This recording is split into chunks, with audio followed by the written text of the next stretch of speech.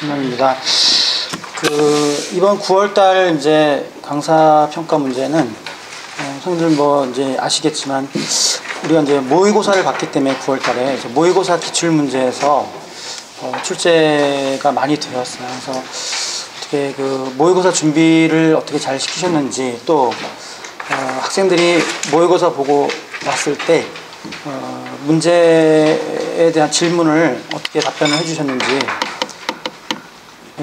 그런 이제 부분을 좀 알고 싶고 해서, 주로 이제 당연히 뭐 문제는 뭐 21번, 30번 위주로 어려운 문제를 골라서 출제를 했습니다. 그래서 항상 학생들이 모의고사를 보고 오면은 꼭 선생님들께서 꼭 풀어 보시기를 꼭 풀어 보셔야 되죠. 그래서 뭘 질문할지 모르니까 그래서 꼭 풀어 보셔야지만 정확하게 설명하실 수 있고, 또 쉬운 풀이가 가능하거든요. 그러니까 풀어보지 않으시면 절대 쉬운 풀이를 하실 수가 없어요. 그래서 우리가 쉽게 푼다는 거는 뭐 풀이가 쉬우니까 뭐 그게 뭐 쉽냐, 그게 아니거든요. 그러니까 풀이가 쉬우려면 굉장히 노력을 많이 하셔야지만 쉬운 풀이가 나옵니다. 그래서 물론 선생님께서 이렇게 뭐 문제를 풀어보시다가 어려워서 잘 못 풀겠다, 뭐 쉬운 풀이가 생각이 안 난다, 어려운 풀이밖에 생각이 안 난다, 그럴 때는 이렇게 선생님들하고 상의를 하셔도 되고요. 아니면은 요새 인터넷이 좋잖아요. 그래서 동영상 강의를 한번 보시면 저는 남들은 이걸 어떻게 푸는가, 나는 이렇게 풀었는데 남들은 어떻게 푸는가, 분명히 보고 배울 점이 있다고 좀 보면, 그건 거의 저는 100% 확신합니다. 그래서 왜냐면 거기 동영상 강의 하시는 분들이 되게 잘 나가는 사람들이잖아요. 그 이유가 있어요. 분명히 거기는 분명히 이유가 있어요. 뭔가가 있어요. 그러면 그거를 이렇게 보시면 꼭 배울 게 있습니다. 그래서 한번 보고 배울 점은 배우고 해줬으면 좋겠고요. 또 한 가지는 좀 정확한 개념을 좀 이렇게 잡고 계셔야지만이, 우리가 뭐 그런 말 있잖아요. 뿌리 깊은 나무가 바람에 흔들리지 않는다는 것처럼 우리 선생님들은, 수학 선생님들은 정확한 개념을 잡고 있어야지 학생들이 어떠한 돌발 질문을 하더라도 흔들리지 않고 그때그때 잘 대응할 수가 있거든요.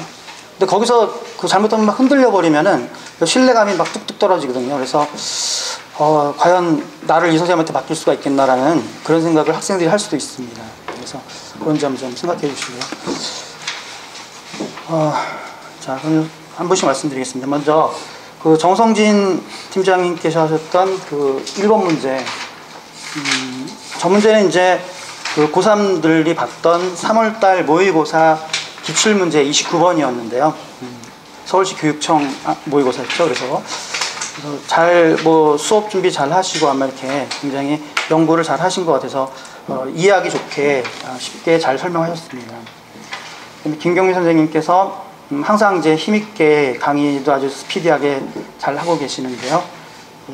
조금만 실수가 없었으면 좋겠습니다. 그러니까 빠른 것도 좋지만 빠른데 실수가 있다 그러면은 계산 미스가 있으면 안 되겠죠. 그래서 조금만 더 천천히 하셔가지고, 뭐 그렇다고 뭐 아주 천천히 하라 말씀이 아니라 조금만 더 천천히 하셔가지고 실수 없이 이렇게 할 수 있는 강의를 해주시고요. 뭐 1번 문제 같은 경우는 뭐 외심과 내심에 관련되는 문제인데, 중학교 2학년 과정에서 뭐 저거는 뭐 너무나 중요하죠. 그래서 뭐 시험에 뭐 안 나올래 안 나올 수가 없는 그런 문제가 되겠습니다. 그다음에 2번 문제 같은 경우도 이제 아주 유명한 문제죠. 근데 약간 이제 심화 과정이라고 볼 수가 있어요. 그래서 이거는 근데 아이디어가 아주 굉장히 좋았습니다. 선생님 하신 게요. 그래서 잘하셨습니다.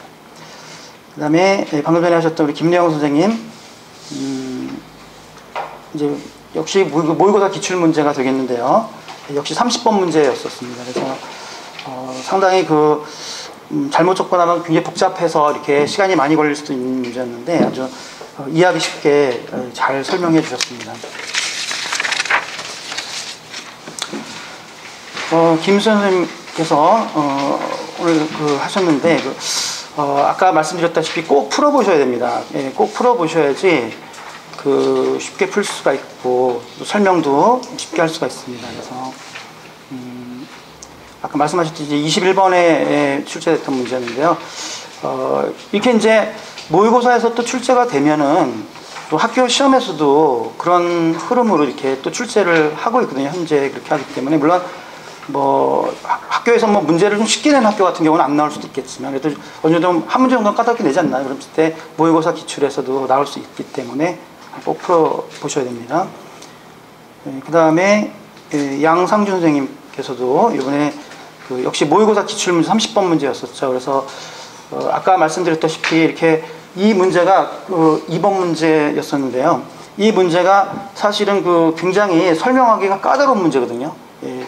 왜냐면 잘못 이렇게 그냥 순진하게 접근하면은 뭐 한두 끝도 없어요. 풀이가. 그리고 뭐 본인도 막 하다가 3점포로 빠질 수가 있는 그런 풀인데, 이제 좀 뭐랄까 약간 얕게 좀 접근하셔야 되거든요. 그래서 이런 문제를 많이 풀어보셔야지 그게 되지, 뭐 경험이 없으면 힘들어요. 그게 사실은 뭐 하루아침에 잘 안 되기 때문에. 그래서 문제를 많이 풀어보셔가지고 어떻게 설명해야지 학생들이 잘 이해하고 또 오래 기억할 수 있겠는지를 연구를 하셔야 되는 그런 문제가 되겠습니다. 네.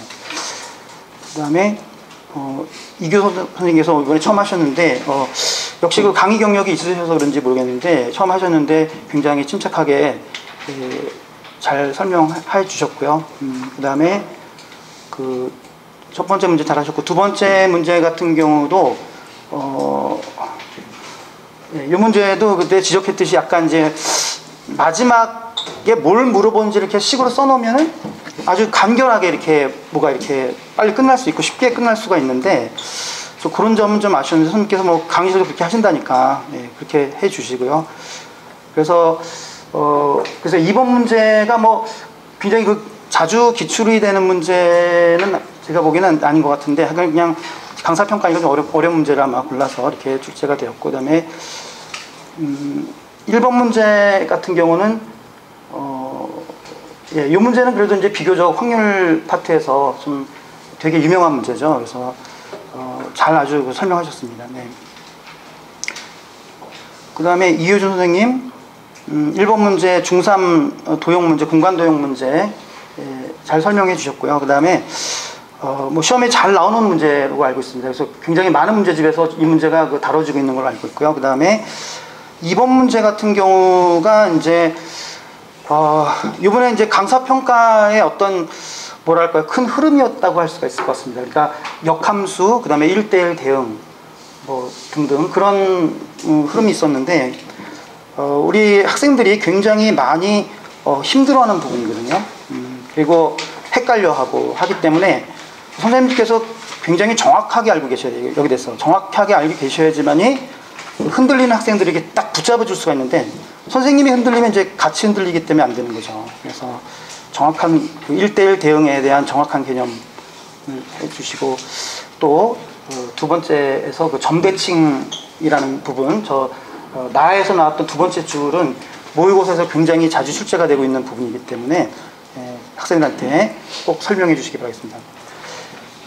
그 다음에 장원원 선생님 하셨던 문제가 이제 요번에 모의고사 기출 고3 모의고사 나형에서 21번 문제로 출제가 되었었던 문제였었는데 아까 지적했듯이 조금 쉬웠으면 어땠을까. 근데 이것도 연구를 많이 하셔야 돼요. 연구를 많이 안 하면 절대로 쉬운 풀이가 나올 수가 없어요. 쉬운 설명이 나올 수가 없는 그런 문제가 되겠습니다. 그래서 그게 조금 아쉬웠고 역시 마찬가지죠. 1대1 대응에 대한 얘기가 또 나오고 있어요. 합성함수의 1대1 대응에 대한 얘기가 나오고 있는데 거기에 대해서 정확한 개념을 좀 이렇게 잡고 가셔야 될 것 같습니다. 네. 그 다음에 주정민 선생님